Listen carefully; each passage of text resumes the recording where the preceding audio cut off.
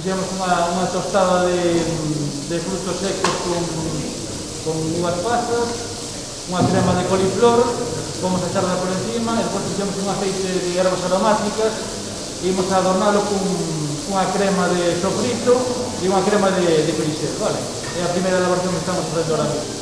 Lombos de xurelo con costra de noce e olivas, hamburguesa de lirio ou tataki de cabala. Estes foron só algúns dos pratos cociñados esta mañá na lonxa ribeirense polos alumnos do Obradoiro de Cociña ao Pote. A actividade tiña unha dobre finalidade. Por unha banda, realizar unha exaltación gastronómica dos produtos do mar, que foron achegados pola propia Rula, e por outra, dar a coñecer a aprendizaxe dos alumnos ao longo das clases. Como a público convidado, unha ampla representación do sector hostaleiro, tanto da localidade como da comarca, así como tamén empresas vinculadas a este sector. Eles foron os encargados de degustar todos os pratos elaborados con gran mestría polos alumnos do Obradoiro.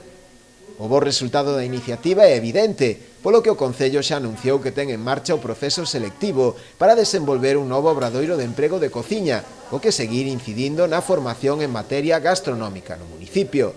Denominarase o Pote 2 e contará con 15 prazas. Na iniciativa tamén estivo implicado o selo autonómico Pesca de Rías e a adega Pazo do Mar.